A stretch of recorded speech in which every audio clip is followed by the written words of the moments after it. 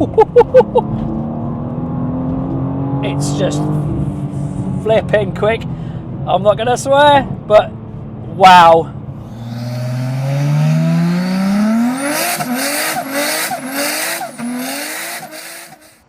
Hi guys, Alex, Peak Performance Reviews. Welcome to another vlog and welcome to another car review. Today I have the BMW M2 G87 if you're geeky and love chassis codes.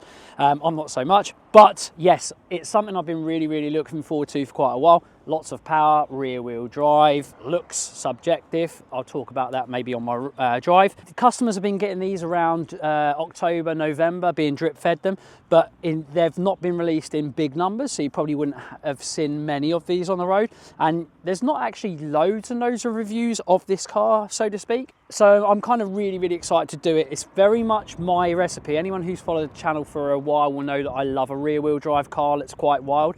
This kind of should be that kind of car that I'll like, but again, looks subjective. Some people don't like it, some people like it. I'm in the middle now. I've kind of had it for a little while and I've kind of seen it in the flesh. It's much nicer in the flesh, but I'll let you guys decide in the comment section. I think it's Marmite, but I'd probably say more people don't like the look of it. It's grown on me a lot. The front end is okay, and I think the rear and the side is pretty sexy, to be honest with you. Really wide track, longer and wider track than ever before. They probably could have gone even wider with the track to fill out these arches, because they kind of sit inside of the arches.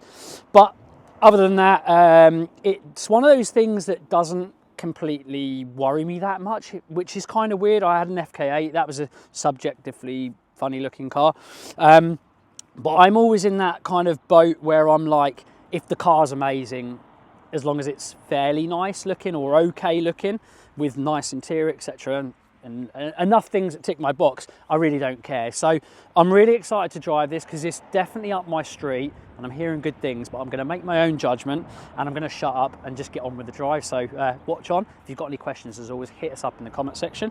But yeah, without further ado, let's go drive. Well, where to start? I'm in the new BMW M2 and like I say, I'm really excited for this. I'm in Sports Plus already, and there are a number of different settings you can kind of have. There's also lots of different layouts that you can configure on the dashboard as well. But I've gone for a nice basic one without too much fuss and clutter. And yeah, I've kind of, like I say, gone through really easy to navigate infotainment system. There's, don't get me wrong, lots of different settings and things you can kind of play around with. But the most important one is, in my opinion, is the one down here, setup. And the M mode, you can kind of set a couple of custom M buttons, and on the steering wheel you've got the M1 and the M2 button. I have done that, but I do like to go through some things. You can obviously have 3 modes for your engine: efficient, sport, sports plus, less power, medium power, full power, basically, with a little bit of extra sauce on the taking off of traction control systems. Gear shift, you've got an auto blip, which works absolutely fantastically. I've tried heeling and turning on in this car, and I have to say it is easy because BMW M have done a fantastic job with pedal position, so you can, even with small feet, auto blipping, heel and toe, very easy on your own. But I definitely prefer how good their own system is, and you'll probably hear in a moment how good it works. Chassis control has a multi-level effectively adjustable suspension, so dampening control effectively from comfort, sport and sports plus. Again, hardness effectively. Onto steering, comfort is a bit vague and a bit soft. Sports, I have to say, when you rattle on, is really nice. It feels like it's got good weight, nice feedback to it, and the M traction control dialer setting, you can go all the way from 0 to 10 on this, which is absolutely amazing. The same kind of system or very similar system to what you'd find in a McLaren 720 or a 750S, which is fantastic. If you put it in a certain mode, it will normally leave a bit of traction control on, but on the one touch button you can turn the traction control off. You can have MTM on, which is BMW's traction control system, on, or you can go full wild and go completely off, and it basically is completely off. It is absolutely wild. I'll show you in a moment, but let's just get driving this. I hope you can hear me very well. but I am going to want to put this car and keep this car in Sports Plus. If you've got any questions on anything, hit me up at any time. But rest assured, the ride is absolutely fantastic on the softest setting, and it is not bone crunching on the wildest setting. But it's definitely the setting that I prefer. It just feels like the car is more accomplished in that setting on pretty much every road that I've been on. I've found it has got a really fantastic chassis, and suspension is second to none. It is up there with absolute fundamental bests in the segment. In fact, it is the best suspension setup I've seen for anywhere up to probably £100,000. The gearbox, obviously I have a manual gearbox car, you'll be pleased to know. Some people may want to look at the auto review as well. I will be hopefully doing one later on in the year, but at the moment I have got, and I asked for, the manual car. I prefer the engagement, a lot of other people don't. I have some auto cars, I've got some manual cars. Overall and in general, I prefer a manual car. I just love the engagement. Yes, the car is going to be a little bit slower, fact. Especially these days with how good these DSG, DCT gearboxes are. In the BMW, the auto option is an 8-speed Steptronic automatic gearbox. This manual is a 6-speed, and it is absolutely sublime, and I love it. It's up there with the Porsche GT4 manual gearbox, and also the Honda Civic Type R gearbox. Very nice and strong, sure-footed, nice short throw changes.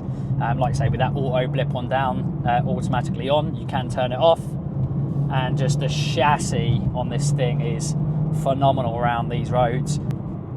Other than that, brakes, I touched on that. You can even not bias, but change the brakes into comfort or sport, and you will notice the difference. It will be a little bit less bitey, so to speak, on comfort, but on sport it's still quite a bit more bitey, but it has a nice modular feel. It has a nice control to it. You can kind of really, I always say you can control on the toe if you have a good braking system underneath you, and this definitely has got a fantastic brake feel.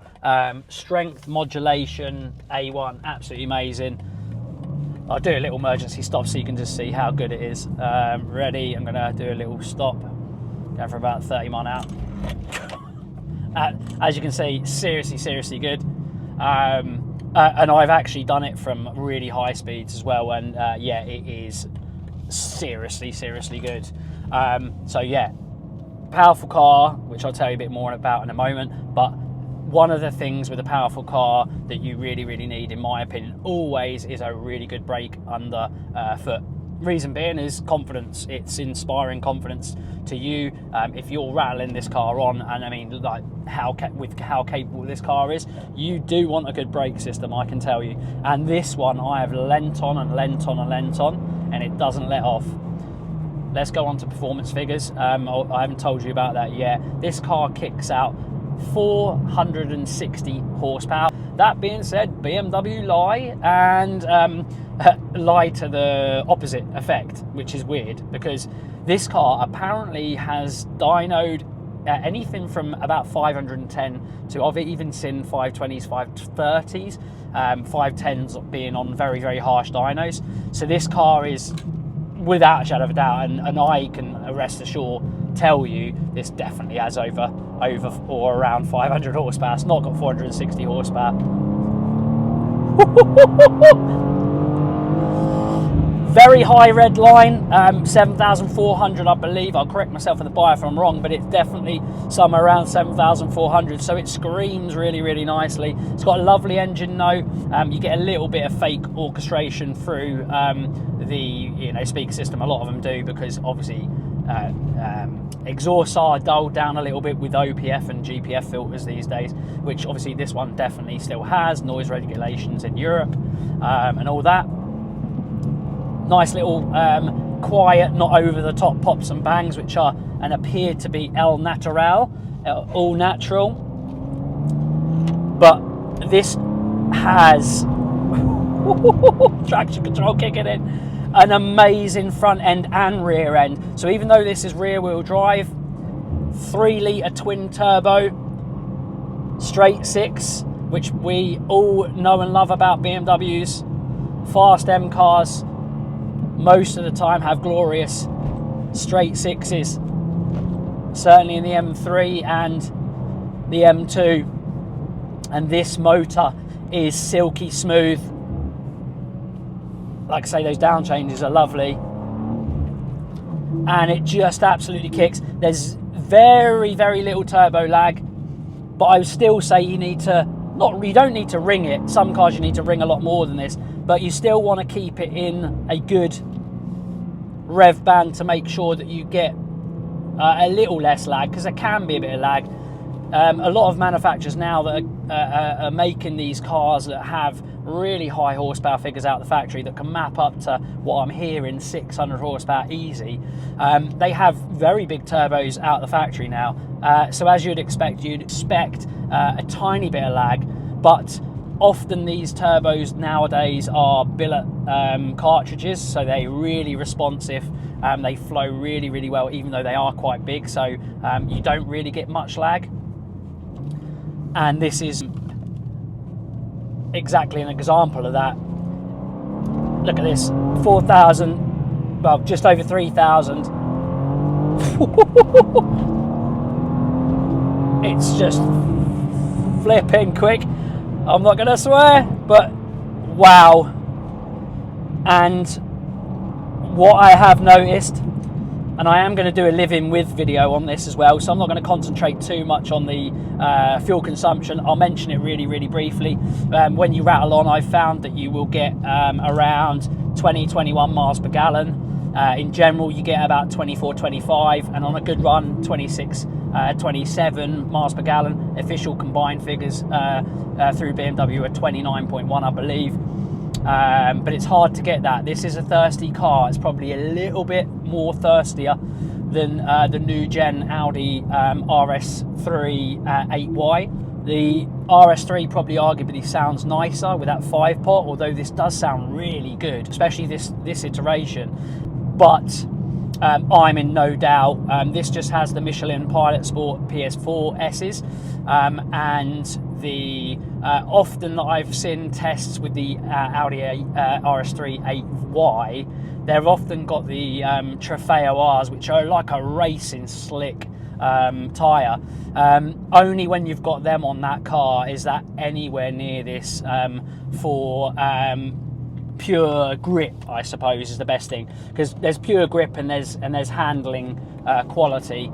This, without a shadow of a doubt, has got a better chassis than the 8Y Audi RS3, and if you compare it to the older outgoing M2 comp, this is on another level. So if you are thinking about upgrading from one of those, don't think, just do. I know looks are subjective on the exterior.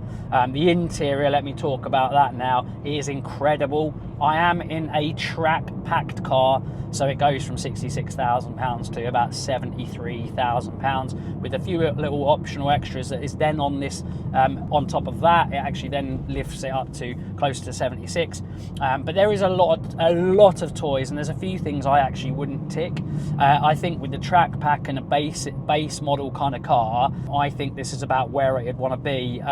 And you'd probably argue, you'd look at these carbon seats and you'd think that they're really uncomfortable, but they're absolutely not. They're massively comfortable. I know they've got this funny old thing in the middle of the seat which kind of divides your legs a little bit, but you'll find that when you live with it for a little while, it actually doesn't do anything negative, I find. Initially, when you're not used to it, it feels very strange. You just need to get used to it in a matter of days, and after that, and you get the position where you want in the seat, it's beautiful, and you can sit in these seats for absolutely hours and you would be comfortable all the time. So other than that, the track pack gets a few other little bits, mainly visual stuff, the carbon seats, but it does have a carbon fibre roof, so the car in general becomes a good bit lighter. It has a track set of tyres on it, so more track biased tyres on it as well. And it obviously is £6,300 extra, but it's definitely the one that I would tick. I'd go track pack and just have a base model one with base colour, like this one, which is beautiful. There's a lot of 3 metallic colours, I think, plus 2 additional ones that cost more, and the 3 normal standard metallic ones and paints actually don't cost anything. They're factory, you can have them factory. But it has loads and loads of USB, USB chargers, wireless charging, Apple CarPlay, Android CarPlay, and loads of things that you'd find and expect to have in a executive car, to be honest with you. And it is comfortable if you want it to be. I know you won't be able to hear me, and it's relatively well, and it's quite loud, but I have it in Sports Plus. If I turn it off, let me quickly just do that. There's efficient. So straight away, if I put my foot down now a little bit, we'll just, you can now hear the engine note is much, much quieter. Put it back in sports. And yeah, what else other than that? So like I said, I've already told you how good the chassis is, but I'm going to push it on a lot more around these roads and explain actually how good this chassis is. I've explained some of the cars that it's better than, and these cars that I'm mentioning are phenomenally fantastic. But like I said, this is way better than the outgoing M2 Comp. And I'll tell you how much better it is than the M2 Comp. The M2 Comp was an incredible handling, brilliant, fun car for around £55,000. Now, yes, this base car, but R1 is £73,000. But this chassis in this car, I will tell you now, and I don't know what the bods of BMW M division have done to this completely. I know they've increased the chassis bracing and the torsional rigidity of this, and you can feel it. It makes this car, what collectively with the suspension, the quality suspension that's on here, very manageable to use every day, but also you can feel the stiffness, and it feels race car like.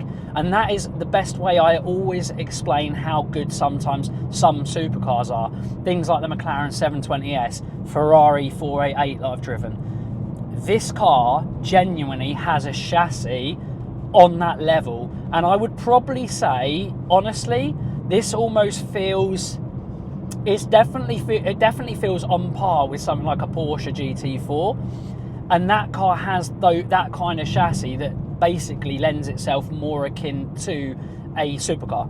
And what you have to remember, this is a car that would come with a warranty and is circa £70,000, but handles like a supercar.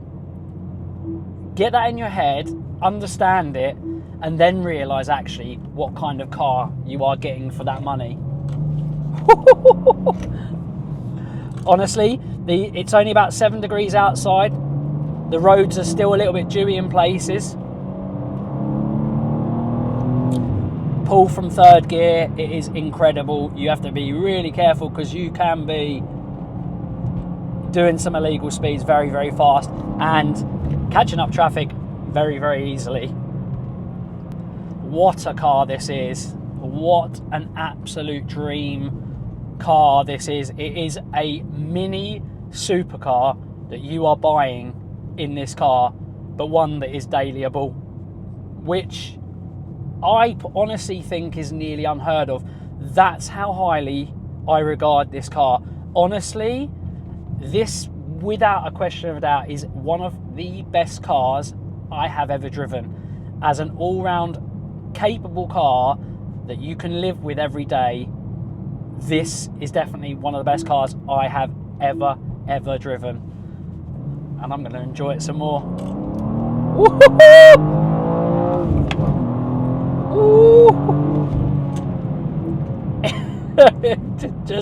It just goes and stops and does everything so well. You can have fun in a straight line, you can have fun around roads from point A to point B. This would be an absolute riot on track as well.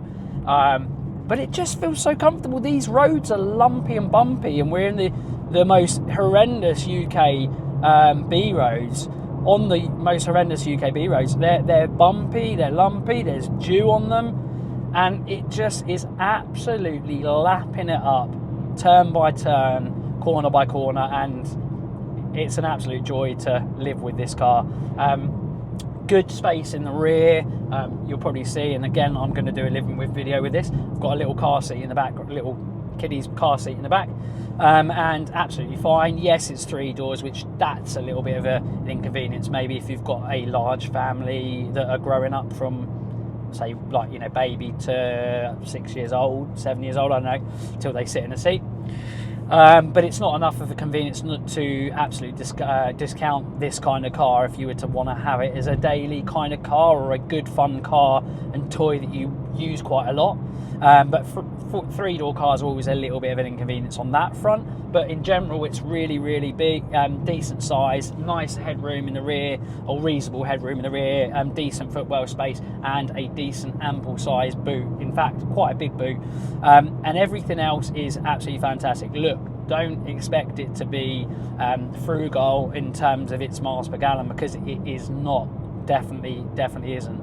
But one thing that is worth noting is the weight. I think a few people said about the weight. This has got a bit of lard on it from the obviously outgoing BMW M2. However, you don't feel that 1700 kilograms. You honestly don't. It carries its weight so well that it feels like a kind of car that has only 1300 kilograms. And I find that you don't even feel it in corner, and even if you throw it around really, really hard, you just don't notice it. The chassis on this thing just hides and masks it so well, and as an all-round package, like I say, it's just mind-blowing and simply fantastic. It is just an absolute triumph.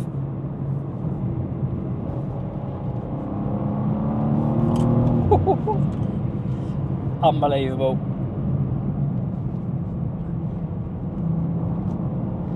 What a car. What a car. Right, I'm only going to have a few goes at this. So I'm going to try with DSC on. Let's go best I can. Electronic handbrake is always pretty hard.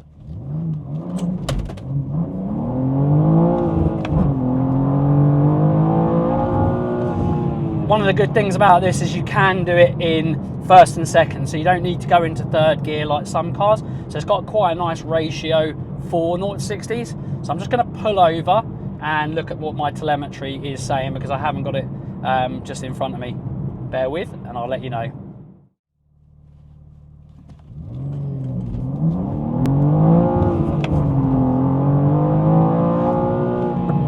That felt a bit better.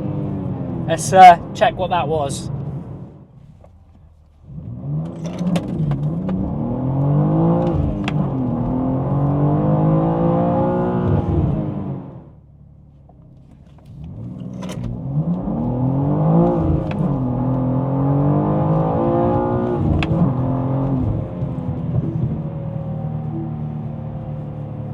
Let's have a look at what that was. Woohoo! Yes! Alright, that was a 3.91.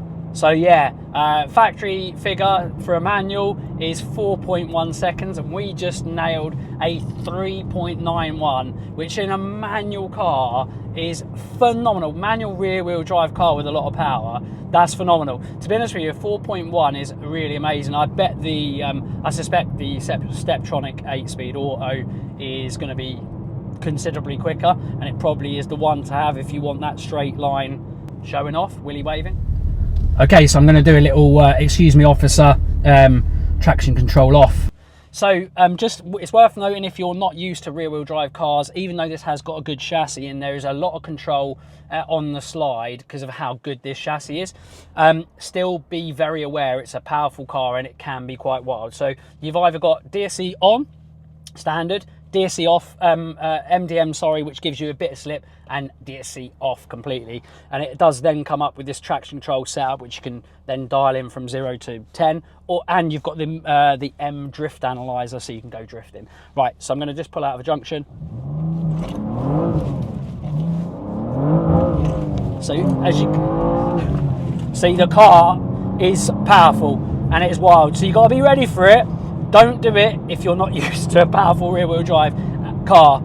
As you can see, it is wild. And even when the tyres are warm, if I then go down to second gear and do a pull, got traction there, but low down it is an absolute wild animal. So if you're not used to something, you want to go halfway house, MDM is better. It's traction control off, but with some stability control from BMW M, which is incredible. Works very, very well. It's basically that halfway house. You know, a little bit wild, look after you, make you look like a hero. DSC on is, the car still feels relatively wild, especially on the sports settings, because it does some stuff, gives you a little bit extra. But you need to be careful. Like I say, you need to be really, really careful. It is very, very wild. And obviously you can dial it in so much on this car. That's how crazy and wild it is. And that's why I love it as well. It's a rear wheel drive car. It's not an X-Drive car, so it will get you in. You can get in trouble in some, you know, nasty conditions as you would with any of the old school BMWs. But the MDM works really, really well, and it is incredible.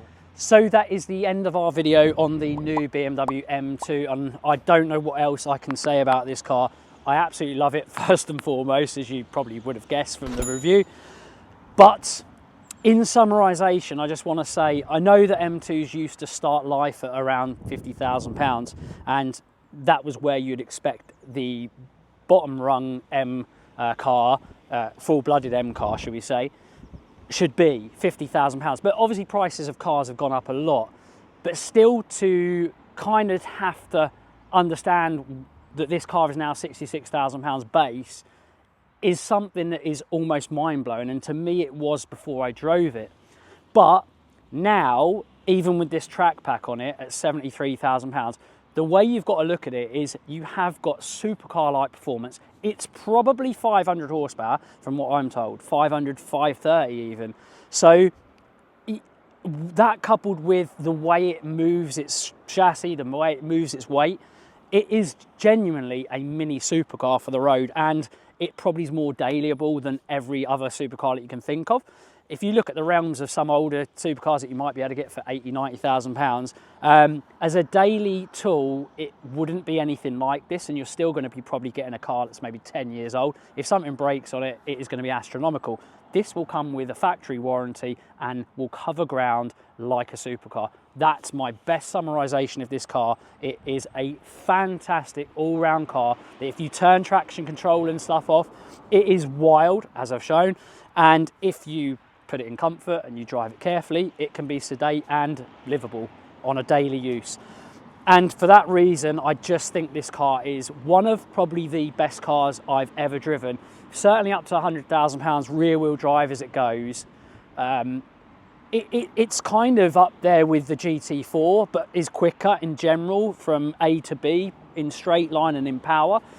And that's, I guess, the best summarisation and way to kind of end it. I love it, and I'm going to give it a peak performance reviews rating of 96. It sounds crazy, but I am. It's one of the best cars I've ever driven. Basically, it's the rear wheel drive version of an FK8. It's the rear wheel drive chassis now for that kind of area for price that is, for me, now unmatched, and I love it. I absolutely adore it, and I want one. But yeah, I'm going to leave it on that, guys. I hope you enjoyed the video. If you've got any questions, as always, hit us up in the comment section. As always, like, share, comment and subscribe, and we'll see you again in the next one. Bye for now.